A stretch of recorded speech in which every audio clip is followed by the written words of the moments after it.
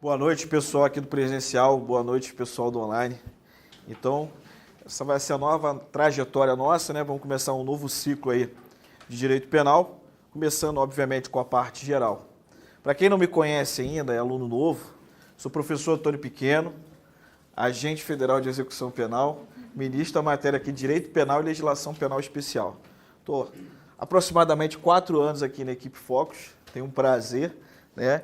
E vou ser o contribuidor aí para você obter êxito na aprovação aí para as carreiras policiais. Então é de suma importância para quem quer fazer concurso para a área policial ter uma noção de direito penal, tá?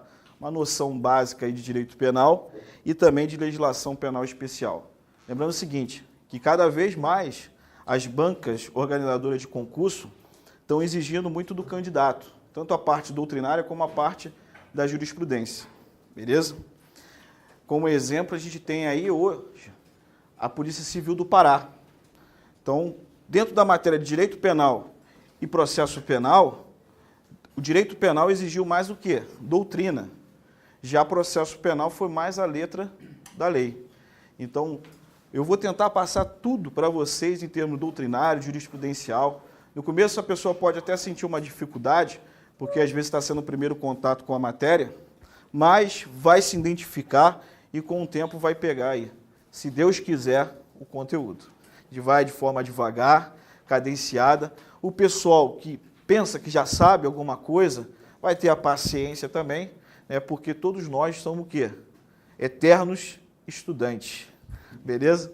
Então vamos lá, ó. Primeiro ponto da nossa aula vai ser a aplicação da lei penal. A aplicação da lei penal dentro do Código Penal, ela pega do artigo 1º, então do artigo 1º do Código Penal e vai até o artigo 12. Então é um tema muito recorrente em provas de concurso, principalmente pela banca CESP. Na banca CESP, se tiver esse tema dentro do conteúdo de direito penal, sem medo de errar, pode ter certeza que ela vai cobrar uma questão, tá? Então a gente vai trabalhar em cima, nessas 2 primeiras aulas, em cima do tema aplicação da lei penal, para depois entrarmos na teoria geral do delito, ou seja, saber a estrutura do crime, para a gente se aprofundar na parte geral e depois irmos com elementos suficientes para ir para a parte especial, beleza? Então, eu sempre falo para os meus alunos o seguinte: direito penal, para você ter uma noção boa e resolver a parte especial, você tem que dominar a parte geral. Porque lá na parte especial vai exigir algum conteúdo que você aprendeu na parte geral. Então, antes de você começar a estudar a parte dos crimes, que é a parte que todo mundo gosta, você vai ter que passar pela parte geral, tá? Para ter a essência do direito penal, beleza? Então, começando aí, ó. Primeiro ponto, a aplicação da lei penal. Antes de começarmos a trabalhar nesse ponto, a gente vai explorar, ó, o Decreto-Lei número 2848 de 1940, o famoso Código Penal. Então, de agora em diante, vocês vão começar a ter o contato com o direito penal. Vão se assustar no começo, mas depois tudo vai ficar mais gostoso, tá? Então vamos lá, ó. Primeiro ponto aí, ó. Dentro do tema aplicação da lei penal. Princípio da legalidade. Pessoal, quando me referir ao princípio da legalidade, em sentido amplo, a gente consegue se deparar com ele dentro da Constituição Federal, especificamente, ó, no artigo 5º, inciso 2, da CF de 88. Ou seja, no artigo 5º, inciso 2 da Constituição Federal de 88, eu tenho um princípio da legalidade em sentido amplo. Ou seja, uma pessoa só pode ser obrigada a uma determinada conduta ou deixar de fazer, tendo em vista o quê? Previsão em lei. Então, no artigo 5º, inciso 2 da Constituição Federal, ele traz o princípio da legalidade em sentido amplo que é aplicado para todos os ramos do direito. Ou seja, eu posso pegar esse artigo 5º, inciso 2 e aplicar para o direito administrativo, para o direito civil, para o direito tributário, todos os ramos do direito, como referência em cima do princípio da legalidade em sentido amplo, é o artigo 5º, inciso 2. Dentro da Constituição Federal, especificamente falando sobre o princípio da legalidade para o direito penal, eu tenho um artigo 5º, inciso 39 da Constituição Federal de 88. Então, especificamente falando do princípio da legalidade penal, eu tenho o artigo 5º, inciso 39. Beleza? Ele menciona o seguinte enunciado, ó: não há crime sem lei anterior que o defina, nem pena sem prévia cominação legal. Então, o princípio da legalidade, dentro de direitos e garantias fundamentais, tem previsão no artigo 5º, inciso 39 da Constituição Federal de 88. Tá? Esse princípio da legalidade, eu posso falar também da legalidade penal especificamente aqui, que ele está em sentido amplo. Porque, por exemplo, se cair na tua prova, falando que não há crime sem lei anterior que o defina, nem pena sem prévia cominação legal, traz o princípio da legalidade penal, você pode marcar a questão como correta, porque ele está trazendo em sentido amplo. Mas o princípio da legalidade penal, ele tem os seus desdobramentos. Então, no ponto de 1.1, você vai anotar aí, ó, desdobramentos do princípio da legalidade. Beleza? Pessoal, só para o pessoal do online, tá? Você deve estar se deparando aí com material de exercícios. Houve um equívoco e isso aí a gente vai trabalhar depois futuramente, tá? Esse material que eu estou trabalhando na aula de hoje vai ser disponibilizado amanhã para vocês terem o acesso e fazer a impressão. Tranquilo? Então, ó, desdobramentos do princípio da legalidade. Se você pegar uma doutrina aprofundada de direito penal, tem doutrinador que desdobra o princípio da legalidade em 6 subprincípios. Tá?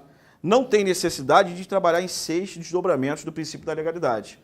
Tanto é que, pelo edital da própria Banca CESP, ele traz só de 2 desdobramentos do princípio da legalidade. Ele vai trazer o princípio da reserva legal e o princípio da anterioridade. Então, a gente vai trabalhar em 2 desdobramentos. Então, anota aí, ó. Primeiro, princípio da reserva legal. Princípio da reserva legal. Beleza? O outro subprincípio da legalidade é o princípio da anterioridade. Então, vamos lá, ó. Primeiro detalhe importante. A gente tem que saber quem pode vir a produzir o direito penal, tá? Então, como eu pego como referência para saber a competência para a produção do direito penal, eu sempre vou me basear em cima do espelho do ordenamento jurídico e a Constituição Federal. A Constituição Federal ela traz todo o fundamento para a legislação infraconstitucional. Então, eu vou lá na Constituição Federal pegar o fundamento para a criação do direito penal e depois nós vamos partir para a legislação infraconstitucional, ou seja, que está abaixo da Constituição Federal, que seria o Código Penal de 1940. Beleza? Então, primeiro detalhe importante, com base nesse tema, quem pode produzir o direito penal? Se você pegar o artigo 22, artigo 22, inciso 1 da Constituição Federal de 88, vai falar que é competência privativa da União legislar sobre, no inciso 1, direito penal. Então, quem produz o direito penal é o Poder Legislativo Federal, que é representado pelo Congresso Nacional. Então, já identificamos qual é a fonte de produção do direito penal. A fonte de produção do direito penal é o Congresso Nacional, que é representado pelo Poder Legislativo Federal. Beleza? Só que aqui eu tenho o quê? A fábrica. A fábrica vai produzir o produto. E o produto, ele vai se exteriorizar através de uma embalagem. Então, por exemplo, a fábrica da Nestlé, ela vai produzir o bombom, não vai?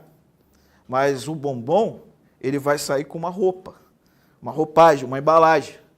Pode ser o quê? Deixa eu ver aqui, ó, da Nestlé. Vai botar um nome aí específico para um bombom. Um biscoito, um wafer, um recheado. Então ele vai sair com uma embalagem da fábrica que vai fazer a produção. No caso do direito penal, eu já sei quem é a fábrica. A fábrica é o Congresso Nacional.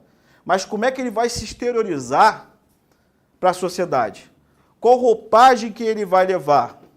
Ele só pode se exteriorizar para a sociedade através de lei. Lei em sentido estrito. E essa lei que vai trazer a roupagem do direito penal, ela só pode ser através de lei ordinária ou lei complementar. Então anota aí, quem produz o direito penal é o Congresso Nacional. Ele vai se exteriorizar através de uma lei ordinária ou de uma lei complementar. Eu falei medida provisória? Não. Eu falei lei delegada? Eu falei resolução? Não.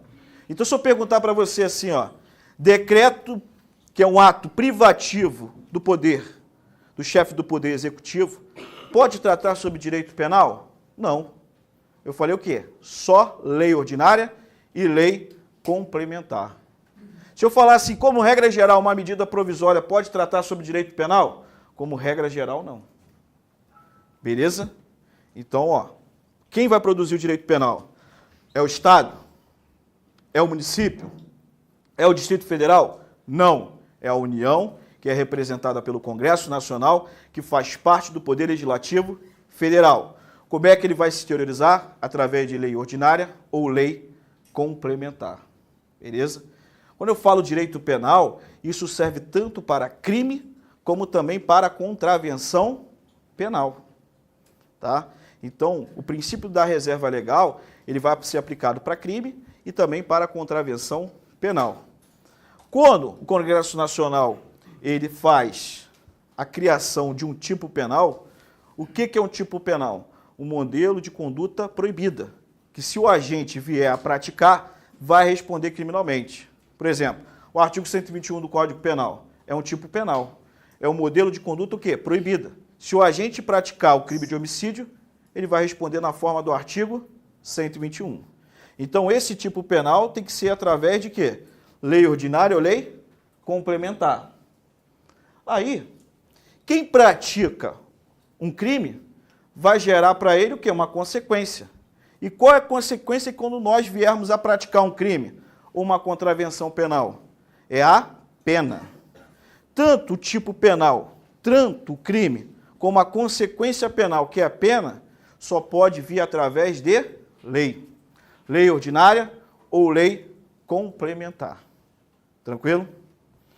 E, pessoal, qual é a diferença entre a lei ordinária e a lei complementar?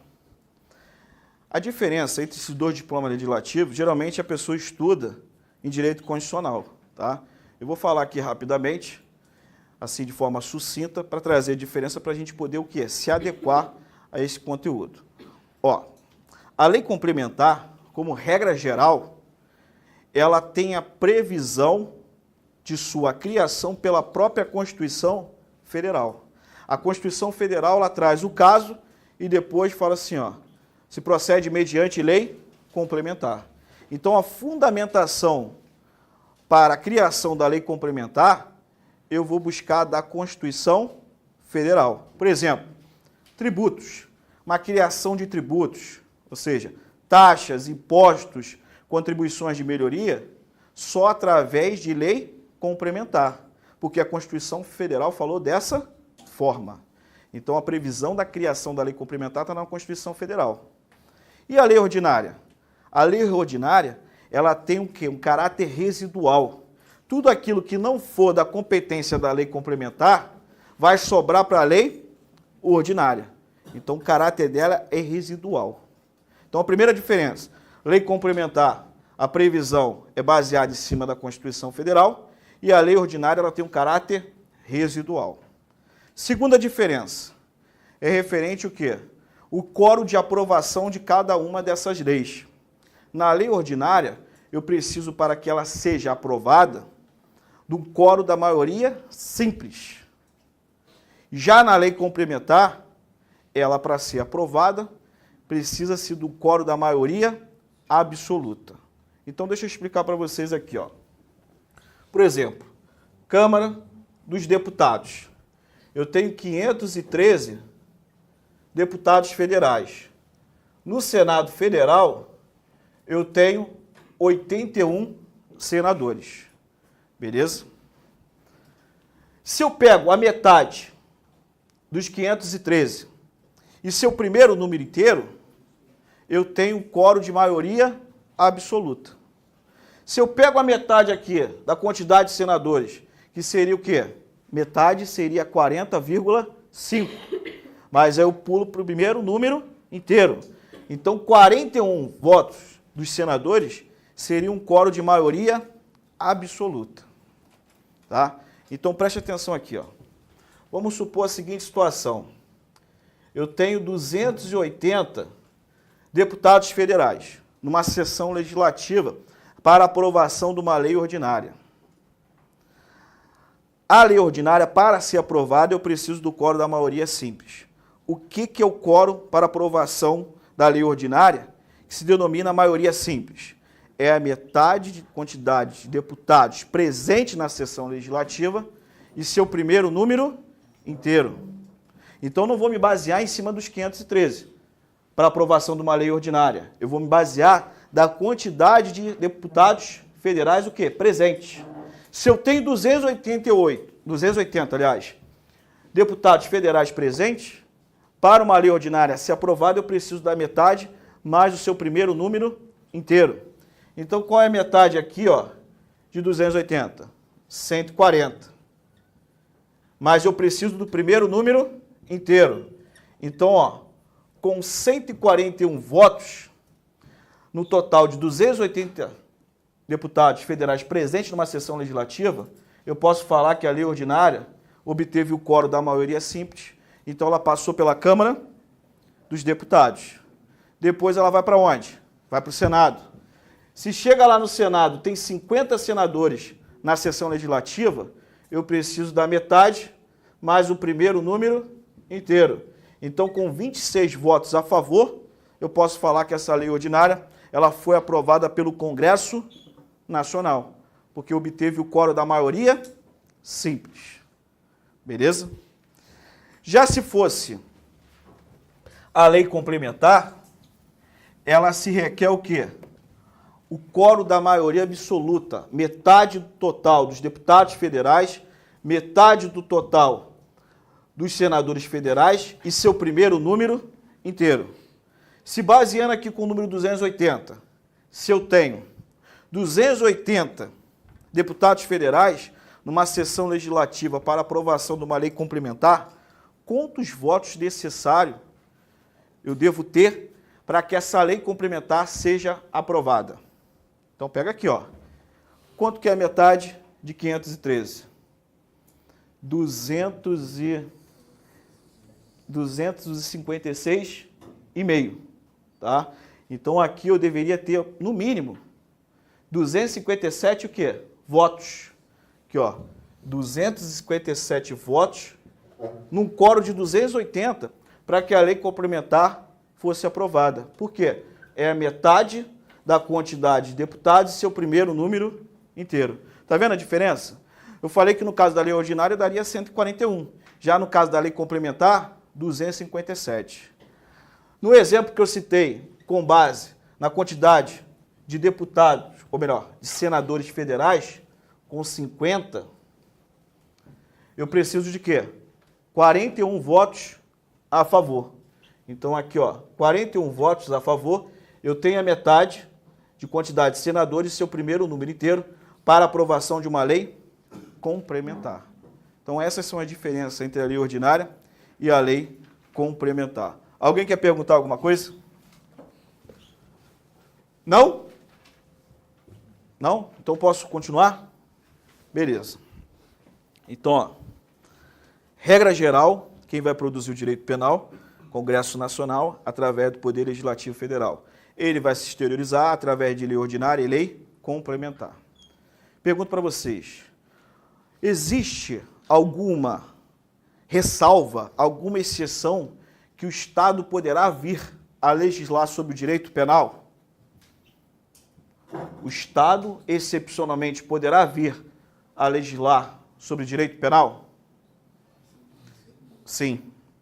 Quando que o Estado poderá vir a legislar sobre o direito penal?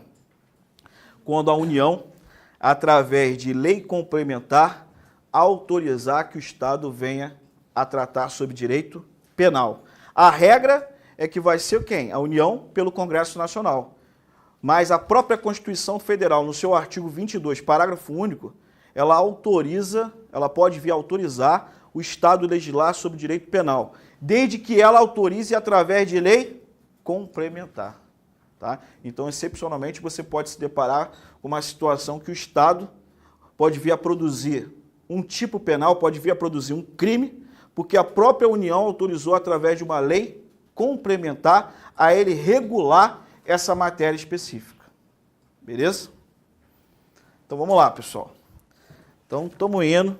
Se ninguém perguntar nada, eu vou embora. Não para casa, vou embora aqui na matéria. Então, continuando. Falei para vocês que vai se exteriorizar através de lei ordinária e lei complementar. Vamos agora às perguntas. Medida provisória. Medida provisória pode tratar sobre direito penal. Sobre direito penal. Ou melhor, vamos botar conforme a própria banca CESP cobra. Medida provisória pode tratar sobre norma penal incriminadora? Deixa eu traduzir para vocês. Será que através de uma medida provisória pode ser produzido um crime? O que eu falei para vocês? Quem produz? Congresso Nacional. Através de lei ordinária ou lei complementar. Então, a medida provisória pode produzir crime? Não. Proibição. Está na própria Constituição Federal. Tá? É o artigo 62. Ó, artigo 62, parágrafo 1º, inciso, anota aí, inciso 1, a linha B. Então, vou ler para vocês agora. Ó. Artigo 62. Em caso de relevância e urgência, o presidente da República poderá adotar medidas provisórias, com força de lei, devendo submetê-las de imediato ao Congresso Nacional. Parágrafo 1º. É vedada a edição de medidas provisórias sobre matéria, inciso 1, relativa a, letra B, direito penal. Então, a própria Constituição Federal proíbe a medida provisória tratar sobre crime, trazer o direito penal incriminador. Você jamais verá uma medida provisória trazendo o quê? Um crime, uma contravenção penal, porque a Constituição Federal veda expressamente. Primeiro, porque a medida provisória, ela parte de quem? Ela parte do Congresso Nacional? Não. Ela vai ser fruto de produção do presidente da República, que faz parte do Poder Executivo, não do Poder Legislativo Federal. Então, por isso, há essa proibição para que medida provisória venha regular sobre direito penal incriminador, trazendo uma norma penal incriminadora. Beleza? Agora, próxima pergunta. Medida provisória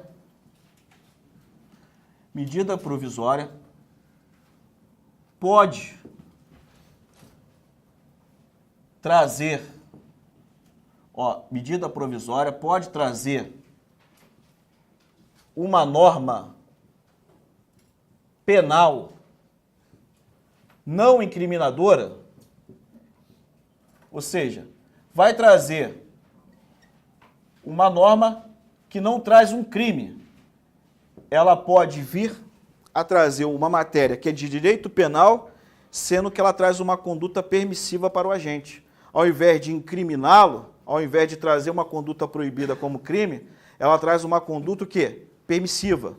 Ou seja, medida provisória pode tratar sobre direito penal não incriminador? Medida provisória poderá tratar sobre uma norma penal permissiva, permitindo um agente praticar determinados tipos de conduta? Pode? Então, resposta. De acordo com o Supremo Tribunal Federal, a medida provisória ela pode vir a tratar sobre direito penal, desde que ela não traga o quê? Um crime. Desde que ela traga uma norma permissiva.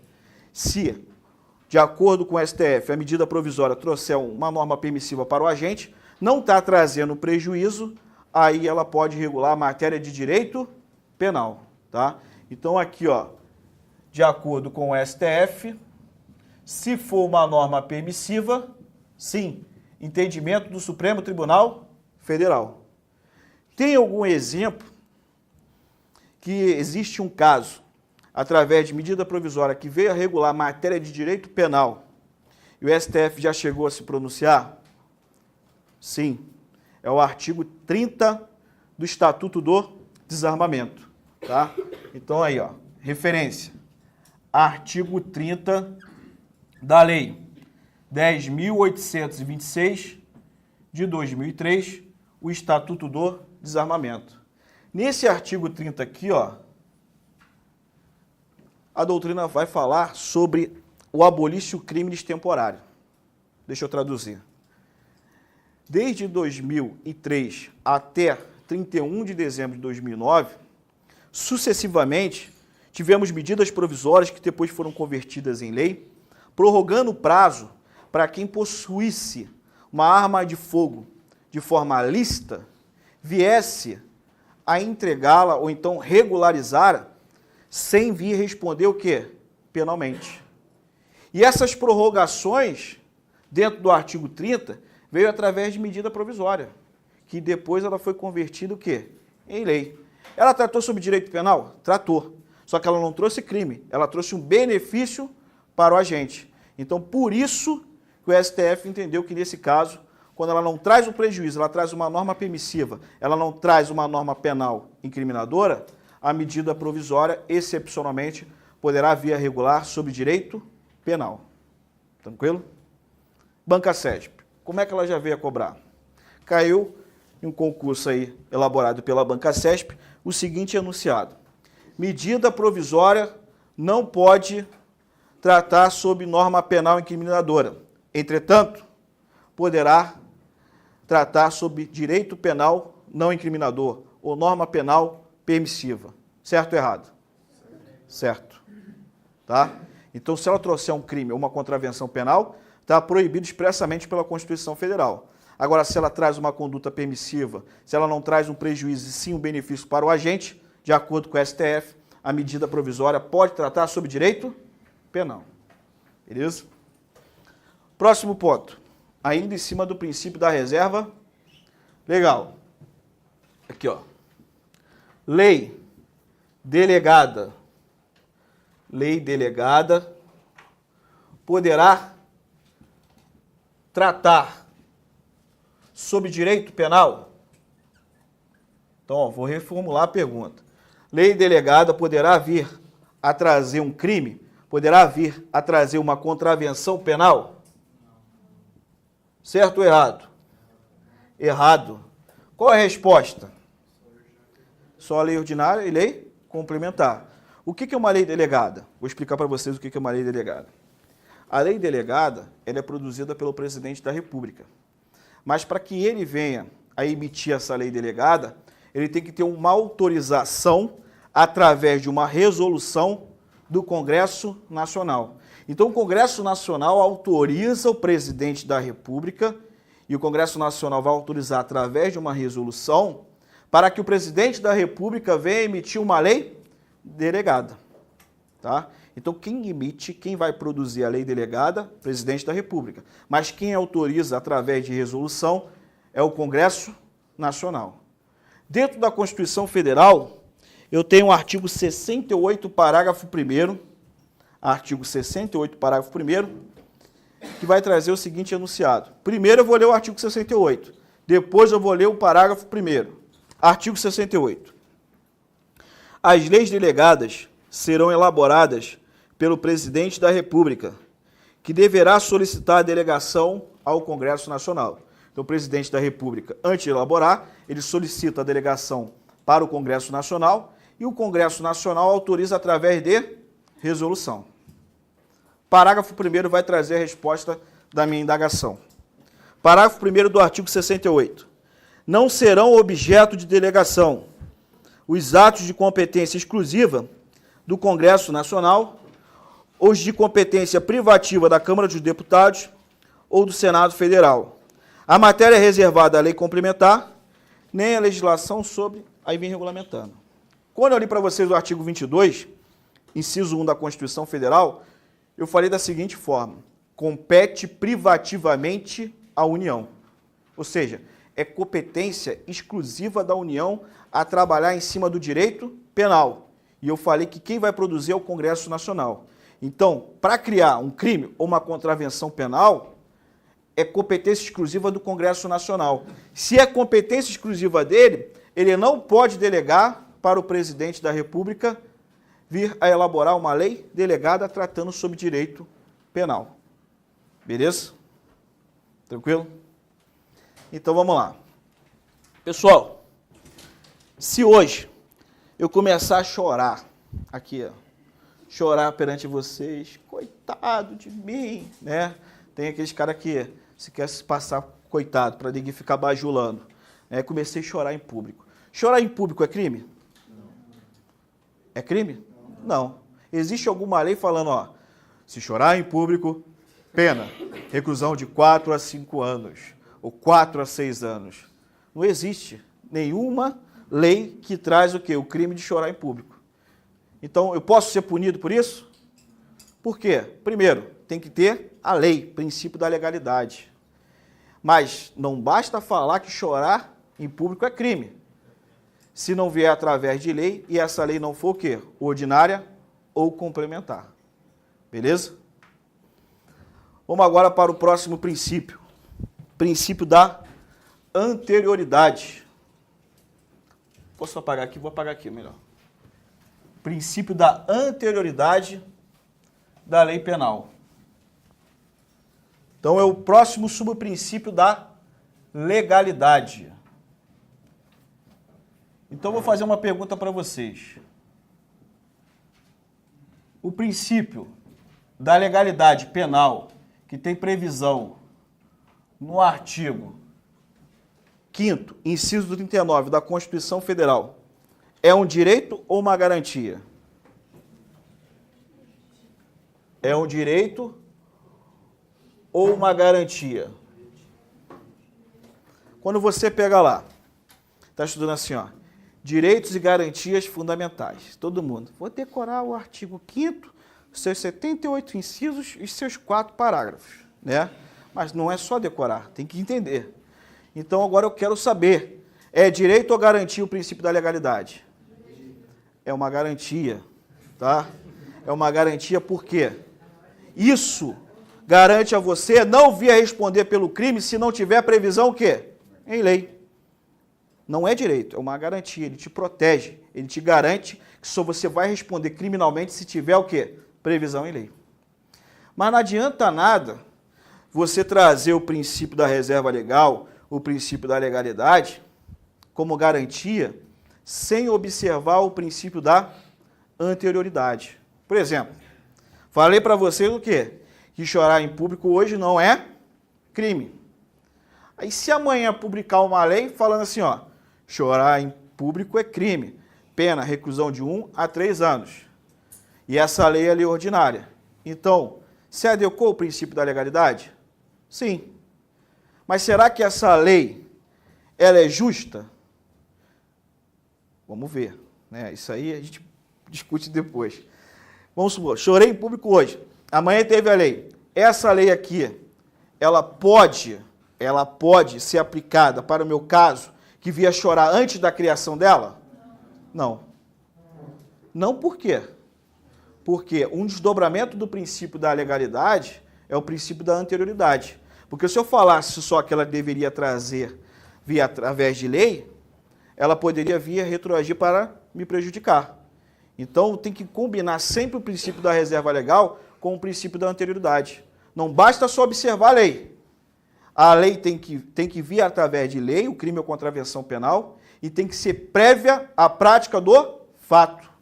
Porque se não for prévia, eu não tenho a garantia do princípio da legalidade. Tá? Quer ver um exemplo? Aqui, ó. O exemplo específico, ele está lá no artigo 311-A do Código Penal. Está aqui, ó, que traz o crime de fraude em certame de interesse público. Artigo 311-A do Código Penal traz o crime de fraude em certame de interesse público. Deixa eu ler rapidamente para vocês, ó. Utilizar ou divulgar indevidamente com o fim de beneficiar a si ou a outrem, ou de comprometer a credibilidade do certame, conteúdo sigiloso de, inciso 1, concurso público, inciso 2, avaliação ou exames públicos, inciso 3, processo seletivo para ingresso no inciso superior, e assim vai. Ou seja, ele tem 4 incisos. Esse artigo 311-A, ele foi incluso no Código Penal pela Lei 12.550 de 2011. Então, ele passou a vigorar dentro do Código Penal a partir de 2011 e antes. E a gente tem que ver o que? A data que ela foi publicada e começou a entrar em vigor. Mas, Clariano, vamos supor, estou aqui em 2010. Em 2010, eu estou participando de um concurso público e eu venho a praticar a cola eletrônica.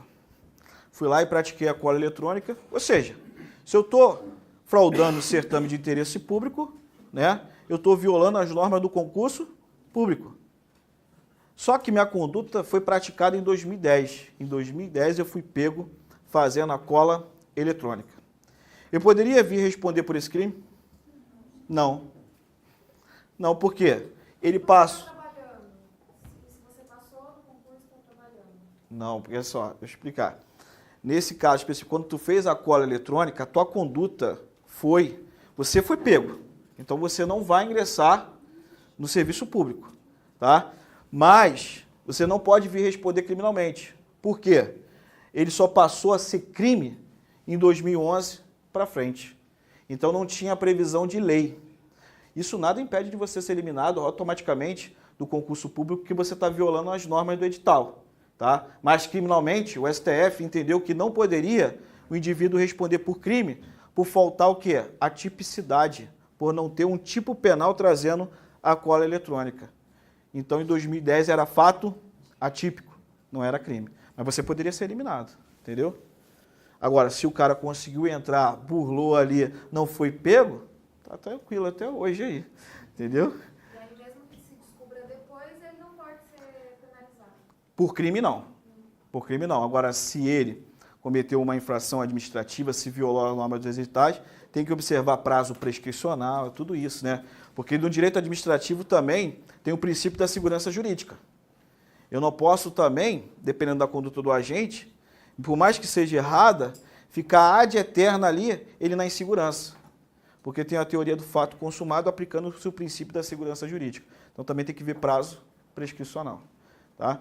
Nesse caso específico, eu estou citando que ele foi lá, fraudou o certame de interesse público, foi pego praticando a cola eletrônica, então automaticamente ele vai ser eliminado do concurso público, mas ele não poderia vir a ser responsabilizado no âmbito criminal porque não tinha previsão do crime de fraude de certame de interesse público.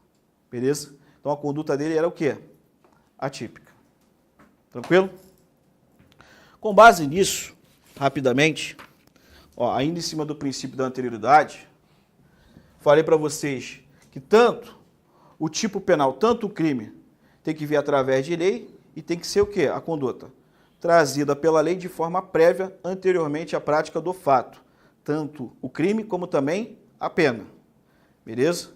Como regra geral, dentro da Constituição Federal, eu tenho o princípio da irretroatividade da lei penal, conforme o artigo 5º, inciso 40. Ou seja, como regra, a lei penal ela não pode o quê? Retroagir. Ela só pode vir a retroagir se for em benefício de quem? Do réu. Se ela trouxer um prejuízo, ela não retroagirá jamais. Então, ó, o princípio da irretroatividade da lei penal, ele é um desdobramento do princípio da anterioridade. Se não for observada a anterioridade, a lei não pode o quê? Retroagir. Então, aqui, ó, por exemplo, pratiquei um crime de furto. Artigo 155 do Código Penal traz o crime de furto simples. Artigo 155 caput. Beleza? Então, imagina a seguinte situação. Eu fui lá, subtraí um porco. Peguei. A minha intenção era assar o porco. Fui lá e subtraí um porco. Que crime que eu pratiquei? Furto. Beleza? Qual é a pena para o crime de furto simples? Pena para o crime de furto simples, reclusão de 1 a 4 anos. Agora, recentemente, foi incluso o parágrafo 6º no artigo 155 do Código Penal. Então, se você subtrair um semovente, mesmo de forma indivisível ou forma divisível, tu pratica o furto qualificado. E a pena é reclusão de 2 a 5 anos. Então, a lei A tinha como a pena do crime de furto de semovente de 1 a 4 anos de reclusão. Beleza? Já a lei B, que veio posteriormente à prática desse fato, ela traz no seu artigo 155, parágrafo 6º, esse furto que eu citei para vocês como furto qualificado, cuja pena de reclusão agora é de 2 a 5 anos. Ela está trazendo o quê? Um prejuízo. A pena é o quê? Maior.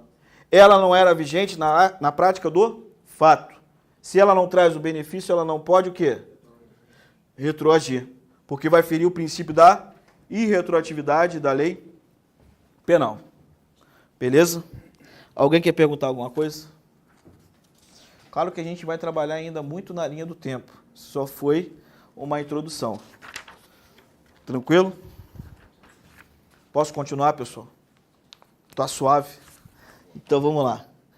Próximo ponto aí. O próximo ponto, você vai anotar no seu caderno extratividade da lei penal. Então, ó, primeira observação, lei penal no tempo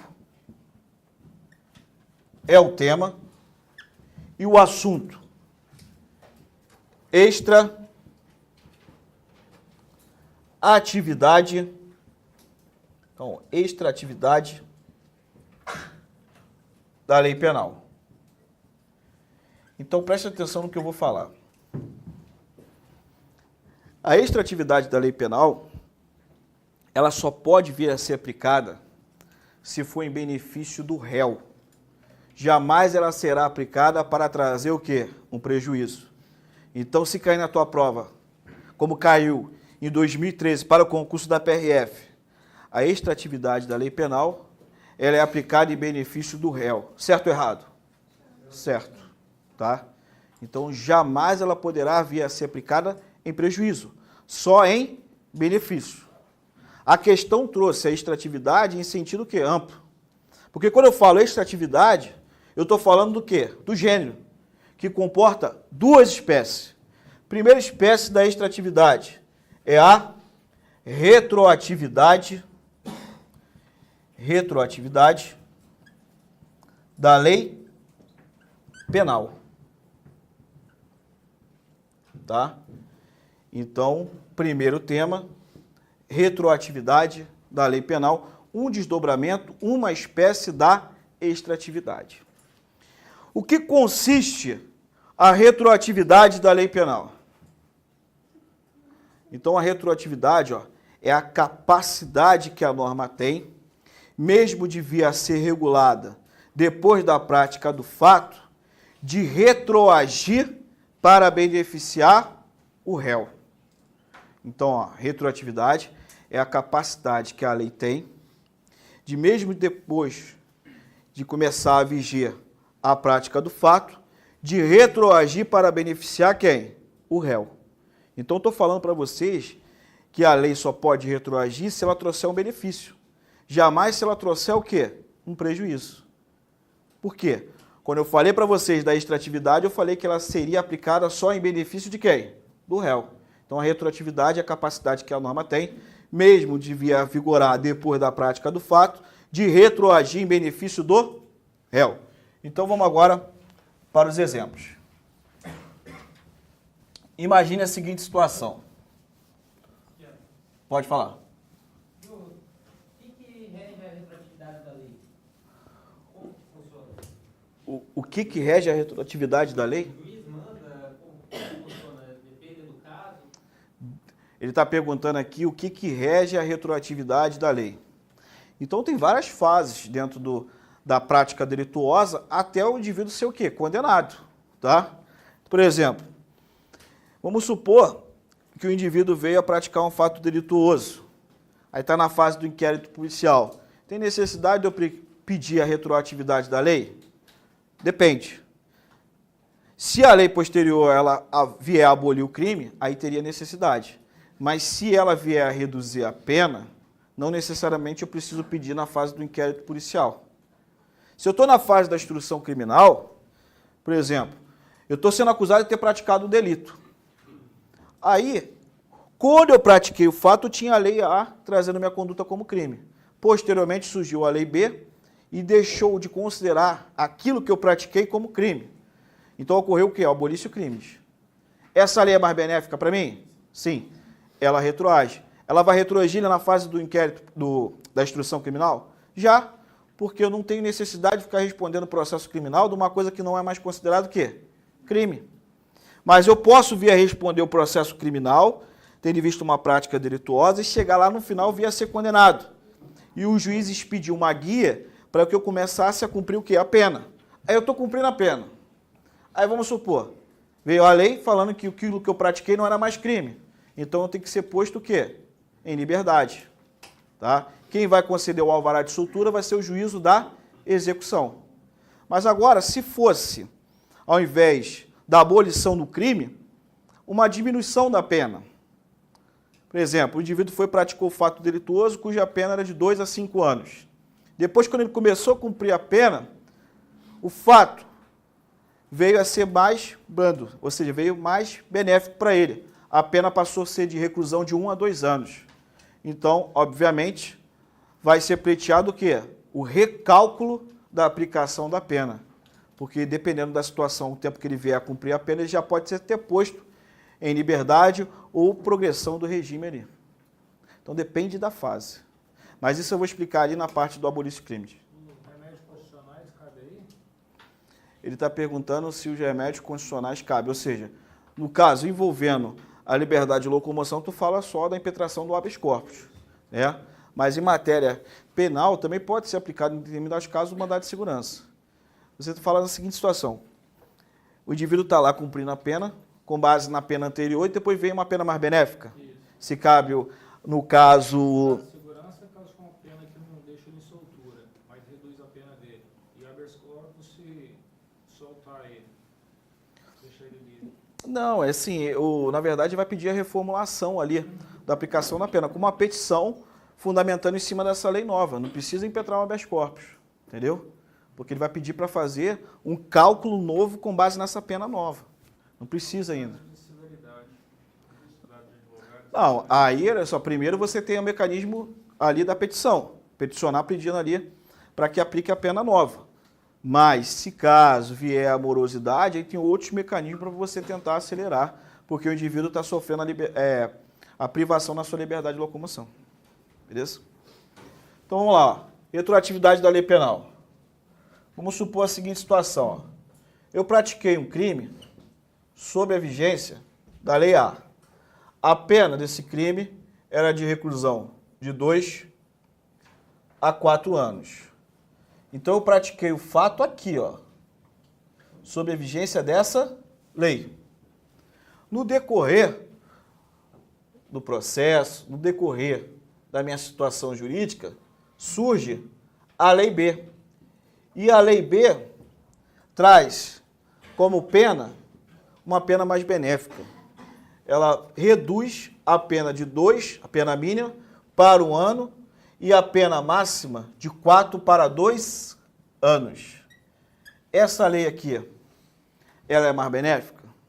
Se ela é mais benéfica, eu vou aplicar o quê? O fenômeno da retroatividade. Ela vai retroagir em benefício de quem? Do réu.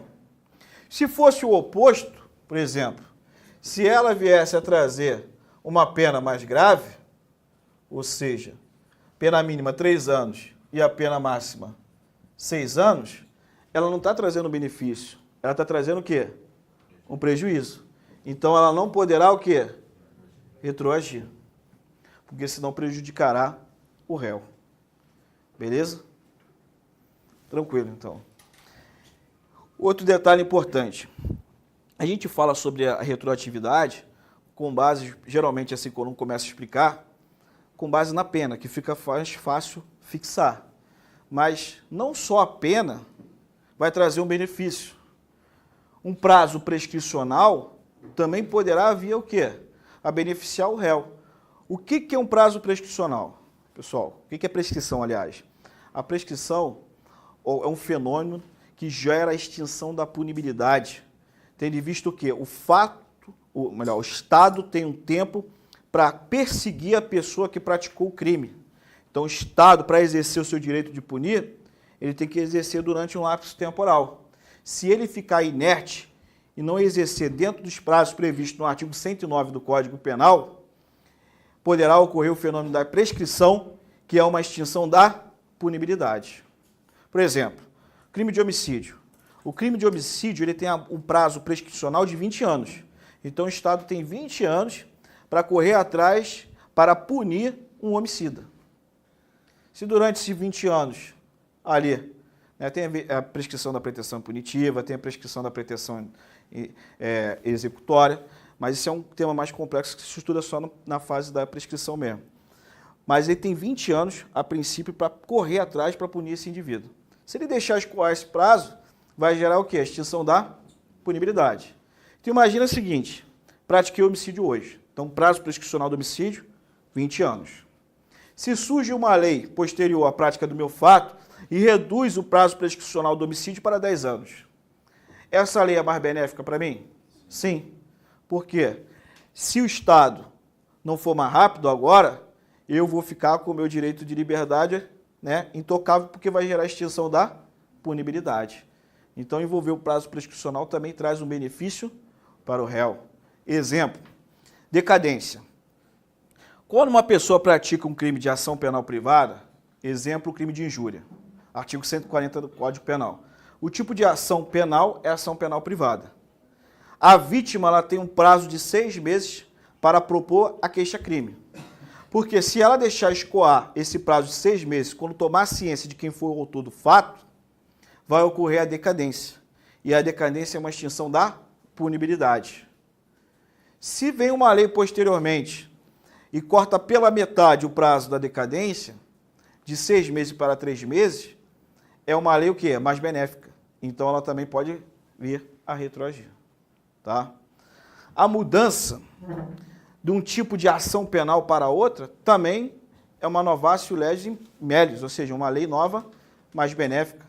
Por exemplo, vamos supor a seguinte situação. Quando tu praticou o crime, o tipo de ação era penal pública incondicionada. Aí tu está respondendo o processo. Veio a lei e alterou o tipo de ação penal, que antes era pública incondicionada, passou a ser pública condicionada à representação. Então, antes não precisava da manifestação do ofendido.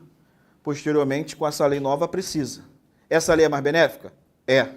Porque tanto é, se tiver processo criminal ali, tem que chamar quem foi a vítima para ver se ela quer representar contra o agressor. Porque se ela não representar, pode ocorrer também o quê? A extinção do processo ali. Então, a mudança do tipo de ação penal também pode ser benéfica, não só com base na pena. Tá? Se trouxer uma causa de diminuição de pena, tudo isso aí vai influenciar, trazendo benefício para o réu, então poderá aplicar. Beleza? Vamos para a letra B agora. A letra B é a outra espécie da extratividade. É a ultraatividade. O que significa a ultraatividade?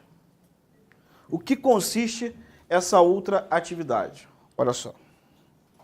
A ultraatividade é a capacidade que a norma tem, mesmo depois de revogada, mesmo depois de cessada a sua vigência, de continuar regulando um fato que foi praticado sob sua vigência. Vamos lá. Ó, é a capacidade que a norma tem, mesmo depois de ter sido revogada, ter sido retirada do ordenamento jurídico, de continuar regulando o fato que foi praticado sob sua vigência. Ou seja, eu pratiquei um crime sobre a vigência da Lei A. Aí surgiu a Lei B e revogou a Lei A. Essa Lei A, se ela é mais benéfica para mim, mesmo sendo revogada, mesmo sendo retirada do ordenamento jurídico, ela continua o quê? Valendo. Porque a lei posterior, ela não pode ser aplicada quando trouxer o quê? Um prejuízo para o réu. Então eu vou aplicar, ao invés da retroatividade, eu vou aplicar a ultratividade. Porque se eu aplico a retroatividade, eu estou prejudicando o réu, tá? Porque a lei é mais gravosa. Então eu aplico o efeito ultrativo, carrego ela para frente, porque ela é mais benéfica para quem praticou o fato delituoso. Beleza? Então aqui, vamos esquematizar. Quadro. Imagine a seguinte situação. Tudo com base na pena para facilitar. Você veio a praticar aqui, ó, crime de roubo. Artigo 157 do Código Penal. Tranquilo? Crime de roubo, hoje, tem a pena de reclusão de 4 a 10 anos. Então você praticou fatos sob a vigência da Lei A. A lei vigente à época da prática do crime. Aí tu está respondendo. No decorrer, ó, surge a Lei B. E a Lei B, ela muda a pena do crime de roubo e passa a ser agora, ó, reclusão de 8 a 16 anos. Então ela está trazendo o quê? Um prejuízo. Ela não pode retroagir, porque senão ela vai prejudicar quem? O réu. Então qual é o efeito que eu vou aplicar? A Lei A ela já foi revogada pela Lei B. Tá? Ela, em tese, não estaria mais em vigência. Mas para não prejudicar o réu, eu vou carregá-la ela para frente, mesmo depois dela ter sido revogada, para não prejudicar quem praticou o fato delituoso. Então aqui eu aplico o efeito ultraativo.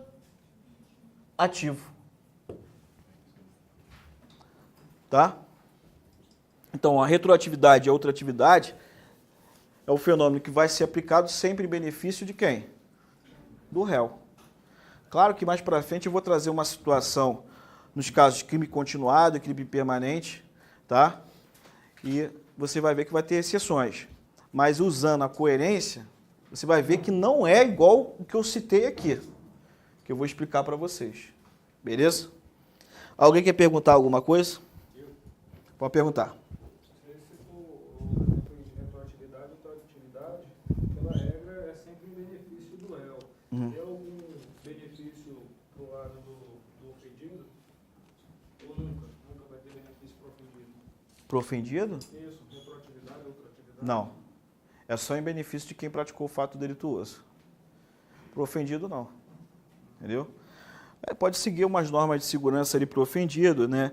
Ele ser comunicado quando a pessoa entrou na prisão, ser comunicado quando a pessoa deixou a prisão, mas garantir em termos disso é só para quem praticou o crime. Entendeu? O ofendido ele foi só a vítima do crime. Então, ele não vai ser prejudicado com uma criação de uma lei mais grave ou uma lei mais benéfica. Não vai ser nem beneficiado. Uma lei de prazo, um prazo que vai prejudicar ele. Não. Não. Porque o nosso direito penal é um direito penal garantista. A gente visa quem praticou o fato delituoso, não quem sofreu. Tá? Então, se mudou o prazo da decadência, é isso que você está citando, ele só vai ter que ter a ciência. Obviamente, quando a lei é publicada no Diário Oficial, presume-se o quê? Que você saiba dessa lei. Tá? E uma lei dessa que é revogada por uma outra, e a antiga foi revogada foi por algum ADIM, ela mesmo assim continua a vigência? Calma aí, vamos lá. Tu tá falando, tem aqui, essa lei A, né? Aí o STF declarou que ela é inconstitucional. Se a lei anterior ela volta a ter os efeitos. Não, se ela continua com ultratividade, ela permanece mesmo com a nova lei. Tá. Ele está perguntando o seguinte, ó. Vamos supor que tem uma lei posterior. É a lei posterior, né? Isso, não, anterior. A pessoa já foi julgada por aquela lei. Está pagando por aquela lei. Aí foi considerada inconstitucional e tem uma lei nova que rege agora. Essa lei vai obedecer essa ultratividade? Ah, tá. Ele está falando assim, vamos supor, o cara praticou um fato delituoso, né? E ele veio a ser julgado com base na lei A. Mais para frente, quando ele já está começando a cumprir a pena, o STF declara essa lei inconstitucional, sendo que existe depois uma lei posterior que traz a conduta dele, né? Não, aí eu vou me basear em cima da lei que foi declarada inconstitucional. Se o STF fala que não é crime, declarou inconstitucional, foi publicada a resolução pelo Senado, aí ela vai ter que sair do ordenamento jurídico e o indivíduo tem que ficar o quê? Solto. Voltar a ter a sua liberdade. Beleza? Então vamos lá, pessoal. Próximo ponto. Depois eu ainda vou trabalhar em cima da retroatividade, da abolício crimes, novácio legem impécio, mas antes disso, eu vou trabalhar agora no ponto de número 2.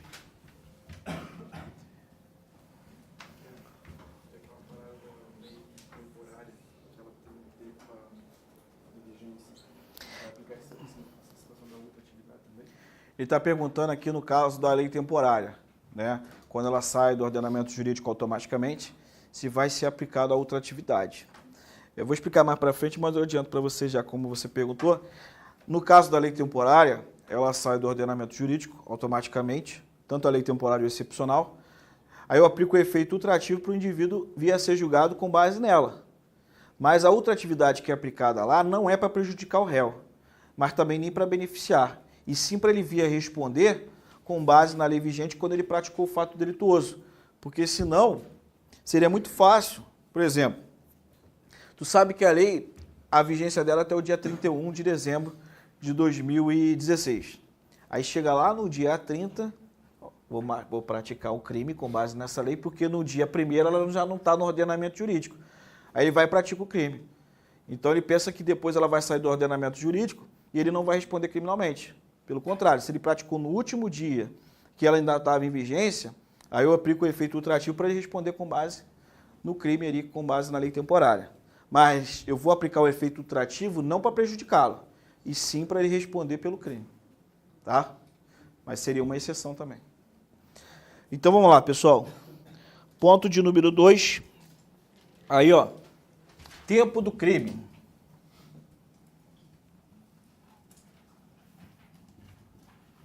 Tempo do crime. Antes, né, de passar aqui para o ponto de número 2, a retroatividade, só para ser um pouco prolixo, né, e fechar todo o conteúdo, ela tem um efeito, ó. O efeito dela é ex tunc, tá? O efeito é ex tunc, ou seja, retroage. Já a ultratividade, o efeito é ex nunc. O que é o efeito ex nunc? É da data da vigência dela para frente. Aí tem alguns caras aí, eu não sou, porque eu não gosto de falar porque eu não sou comédia, né? Mas aí ele faz o que? Faz o seguinte aqui, ó. Ó, quando você toma um tapa na testa, tu vai para onde? Tu vai para trás. Então, T de testa, efeito o quê? Retroativo. Quando tu dá um tapa na nuca, ou tu toma um tapa na nuca, tu vai para onde? Para frente. Então, efeito ex-nunc. Porra, é sacanagem, né? Mas eu tenho que falar, porque querendo ou não, é uma forma o quê? Didática para o cara tentar memorizar qual seria o efeito aplicado aí para retroatividade e para ultratividade. Beleza? Próximo ponto. Tempo do crime. O tempo do crime, pessoal, tem previsão no artigo 4º do Código Penal. O artigo 4º do Código Penal vai falar o seguinte, ó. Considera-se praticado o crime no momento da ação ou omissão. Considera-se praticado o crime no momento da ação ou omissão, ainda que outro seja o momento do resultado. Então, artigo 4º do Código Penal traz o tempo do crime. Vai ser o momento da prática da ação ou omissão, ainda que outro seja o momento do resultado. Para falar qual é a teoria aplicada no artigo 4º do Código Penal, eu tenho 3 teorias. Então, a gente vai ver as 3 teorias e vamos selecionar qual aquela que o Código Penal adotou. Então, a primeira teoria, ó, é a teoria da atividade. A teoria da atividade vai falar o seguinte, ó. É considerado o tempo do crime o momento da prática da ação ou omissão, ainda que outro seja o momento do resultado. Então, já descobri qual é a teoria adotada pelo Código Penal. Aqui, ó. O artigo 4º do Código Penal adotou a teoria da atividade. Beleza? Aí tem a teoria do resultado. Teoria do resultado vai falar que é tempo do crime o momento da ocorrência do resultado. E, por fim, eu tenho a teoria mista ou teoria da ubiquidade. Tá me remendando? Só porque eu falei mista? Então, ó, teoria mista ou da ubiquidade. Ela fala que é tempo do crime, tanto o momento da prática da ação ou omissão, como também o momento do resultado. Teoria adotada foi a teoria da atividade, artigo 4º. Isso é de fundamental o quê? Importância, conforme a linha do tempo que eu vou marcar aqui. Então, preste atenção. Quando eu vier a praticar o crime, eu tenho que estar com todos os elementos preenchidos do conceito analítico de crime. Quando eu pratico o crime, quando eu pratiquei o crime, no tempo do crime ali, eu tenho que preencher todos os critérios, todos os substratos do conceito analítico de crime. Ou seja, eu tenho que praticar um fato típico, ilícito, e tem que ter o quê? Culpabilidade. Porque se tiver ausência de um, eu não vou responder criminalmente. Se eu não sou, por exemplo, culpável, tendo em vista a inimputabilidade pela menor idade penal, eu não vou responder perante o Código Penal, porque quando eu pratiquei o crime, no tempo do crime, eu era considerado o quê? Inimputável pela menor idade. Então tem que reunir todos os elementos do conceito analítico de crime. É o princípio da congruência. Todos os requisitos deverão estar reunidos. Então, por exemplo, aqui, ó. Presta atenção. O indivíduo, 17 anos. Tem 17 anos aqui. 17 anos e 10 meses.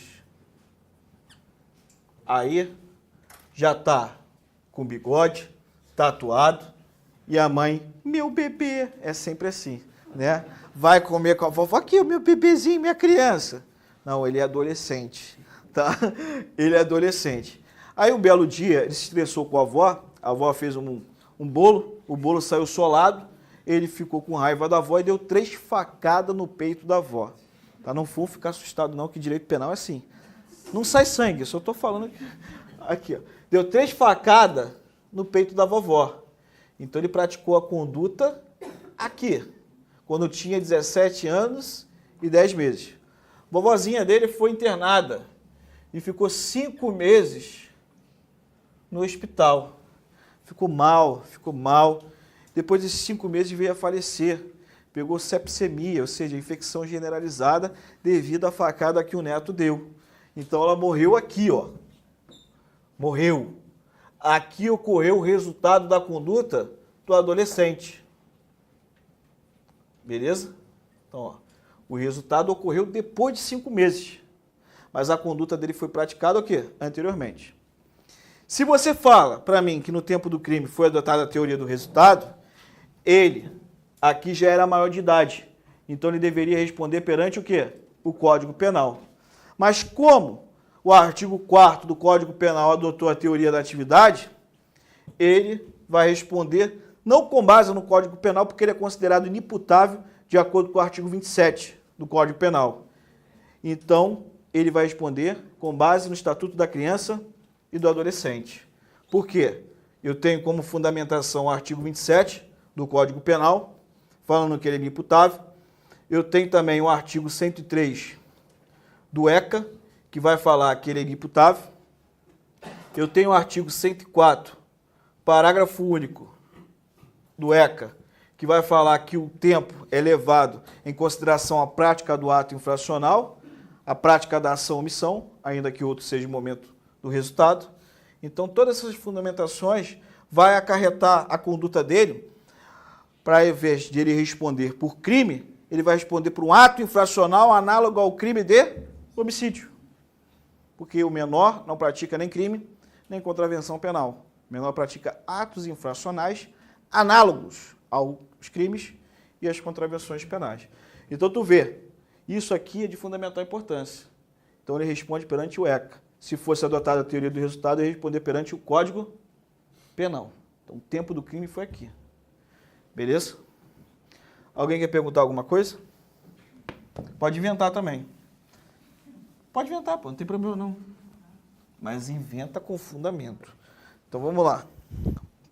Teoria adotada, a teoria da atividade. Próximo ponto. Ponto de número 3. No ponto de número 3, você vai anotar aqui o seguinte tema. Sucessão de leis incriminadoras. Tá? Então, aqui eu tenho o tema em sentido amplo. No 3.1, ó, vai trazer a seguinte situação. Sucessão, ou melhor, deixa eu retificar aqui, pessoal, rapidinho. Aqui, ó, sucessão de leis no tempo. Tá? Sucessão de leis no tempo. Agora, no 3.1, sucessão de lei incriminadora. Na sucessão de lei incriminadora, o que era fato atípico deixa de ser. Ou então vai ocorrer o quê? Uma novatio legis impégios. Uma lei nova o quê? Que vai trazer um prejuízo para o réu. Vai ocorrer o fenômeno da neocriminalização. Ou seja, o que não era crime passou a ser. Então é um novo crime. Então, por exemplo, aqui, como eu falei para vocês, se chorar não é crime e amanhã passa a ser, ocorreu o quê? Uma neocriminalização. O que não era crime passou a ser crime. Então, um exemplo de sucessão de lei incriminadora, eu tenho um caso, especificamente que eu citei para vocês, da cola eletrônica. Na cola eletrônica, em 2010, era fato o quê? Atípico. Então, fraude e certame de interesse público em 2010 não era crime, era um ato ilícito, mas não era um ilícito penal. Só passou a ser crime em 2011. Então, aqui ocorreu o quê? Uma sucessão de lei incriminadora. Ocorreu uma neocriminalização, um novo crime. Beleza? E eu não preciso nem reforçar muito, mas sem medo de errar, porque tem gente que é bizonha, né? Não pode o quê? Retroagir, tá? Porque não era crime. É uma lei o quê? Prejudicial. Então, não retroage. Beleza? Próximo ponto. 3.2. Novatio legis impégios. Não sou eu que inventei esse termo, tá? Isso é a doutrina e a banca CESP. E vocês viram aí como é que a FUCAB vem também. A banca CESP já via ela cobrar esse termo em concurso público. E para concursos para técnico judiciário, concursos para nível médio, ela cobra esses termos em latim, tá? Então, no 3.2, o tema é, ó, Novatio legis impégios. Calma que vai dar tudo certo no final. Além de Novatio legis impégios, que é um termo em latim, eu também tenho essa aqui, ó. Lex grave. Ou seja, uma lei mais grave. A Novatio legis impégios, ou seja, uma lei nova que traz um prejuízo. Você deu uma bonita simples. Novatio legis impégios, uma lei que traz o quê? Um prejuízo. Lex grave, uma lei nova, o quê? Mais grave. Então, ó, como regra, se você pegar e analisar, a Novatio legis, ela não pode o quê? Novatio legis impégios, ou melhor, ela não pode retroagir. Praticou sobre a vigência da lei A, ela é a mais benéfica, traz a pena de reclusão de 1 a 4 anos. Se surge depois a lei B, ela não pode o quê? A lei B, se trouxer um prejuízo aumentando a pena para 2 a 5 anos, ela não pode retroagir porque ela é uma Novatio legis impégios, traz um prejuízo para o réu. Então, não vou aplicar a retroatividade, ela não pode retroagir. O efeito que eu vou aplicar é a ultratividade. Vou carregá-la ela para frente. Essa é a regra. Mas existe o quê? As exceções. Tá? Então, para ficar bonito. Qual é a exceção? A exceção é a súmula 711 do Supremo Tribunal Federal. No caso de crime permanente e no caso de crime continuado, se a conduta do agente vier a cessar depois do advento da lei mais gravosa, eu vou aplicar a lei mais grave. Então, preste atenção aqui, ó. Vamos supor a seguinte situação. Primeiro caso específico, crime permanente. Artigo 148 do Código Penal traz o crime de sequestro e cárcere privado. Crime permanente, professor Antônio Liro explica para você, é aquele crime que se prolonga no tempo. Então, enquanto o agente estiver praticando o crime, ele está o quê? Sob flagrante delito e pode ser preso a qualquer momento. O crime se prolonga no tempo. A conduta dele só vai vir a cessar quando o quê? No caso de sequestro, ele libertar a vítima, ou então a vítima fugir. Mas enquanto ele estiver privando a vítima de liberdade de locomoção, ele pode ser preso em flagrante delito a qualquer momento, conforme o artigo 303 do Código de Processo Penal. Tá? Então, artigo 148, sequestro e cárcere privado, é um crime permanente. Então, ó, aqui eu tenho a Lei A. A Lei A, ela traz como uma pena para o crime de sequestro e cárcere privado, reclusão de 2 a 3 anos. Isso aqui é uma situação hipotética, tá? A pena não é realmente essa. Então, lá, reclusão de 2 a 3 anos.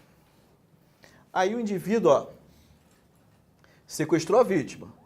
Ele está com a vítima com a sua liberdade de locomoção, o quê? Privada. A conduta dele, ó, terminou aqui. Beleza? Então, ela cessou aqui a conduta. Antes de cessar a conduta dele,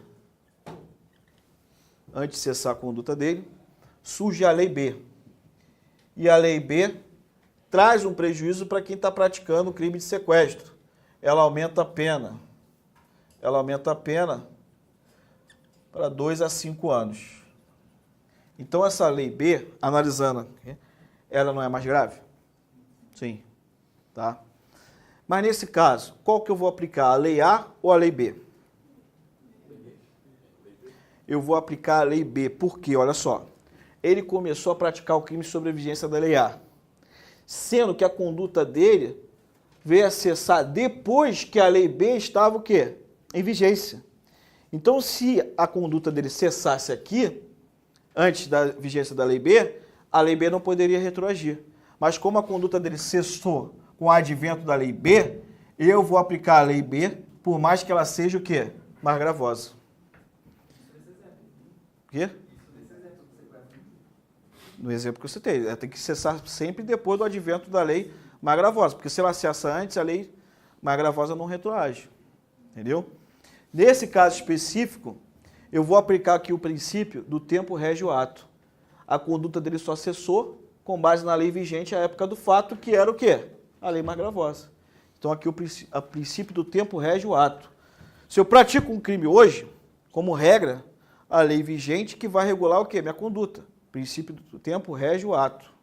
Se eu comecei a praticar sob a vigência dessa lei, mas minha conduta só cessou depois do advento da outra lei, então a outra lei que já estava em vigência era o quê? É a lei vigente para a prática do meu fato. Então por isso que o tempo vai reger o ato ali. Nesse caso, reforçando, se parasse aqui a conduta antes do advento dessa lei, ela não poderia retroagir. Mas como cessou depois, eu vou aplicar a lei B. Súmula 711 do Supremo Tribunal Federal. Entenderam? No caso de crime permanente, para tu ter uma noção, imagine a seguinte situação aqui, ó. Volta o caso do adolescente. Quem praticou o fato era o adolescente, que eu falei para vocês que tinha 17 anos e 11 meses. Tá? Quando ele começou a privar a vítima de liberdade de locomoção, ele não praticou o crime de sequestro nem cárcere privado. Ele começou a praticar o quê? Um ato infracional análogo ao crime de sequestro ou cárcere privado. Aí ficou, ó, esse tempo todo, vamos supor que durou 7 meses. E a conduta dele cessou aqui. Depois do advento ainda da lei B. A conduta dele é permanente. Então só parou aqui, ele já obteve o quê? A maioridade. Então ele já responde perante o Código Penal. E ainda assim vai responder com base na lei mais gravosa, porque cessou depois da vigência dela. Beleza? Deu para pegar? Alguém quer que eu repita devagar? Mais devagar do que isso, né, cara? Vai todo mundo dormir aí. Beleza? Então, esse foi o exemplo com base no crime permanente. E um crime continuado? O que é um crime continuado? Crime continuado, conforme o artigo 71 do Código Penal, é uma ficção jurídica. Tá? É uma ficção jurídica. Ou seja, o agente, ele pratica mais de um crime, ou seja, 2 ou mais crimes, pela mesma circunstância de tempo, lugar, modo de execução, mesma espécie. Então, os crimes subsequentes ao primeiro, por uma ficção jurídica, será considerado o quê? Crime continuado. Tá? Então, na prática, o indivíduo praticou mais de um crime. Só que por uma ficção jurídica, ele vai responder por apenas um crime com base no artigo 71 do Código Penal. Então, o meu tempo está terminando nessa primeira parte. Na próxima parte, eu volto aí a falar sobre o crime continuado. Beleza? Então, pessoal, quem tiver alguma dúvida pode trazer as indagações aí que eu vou responder.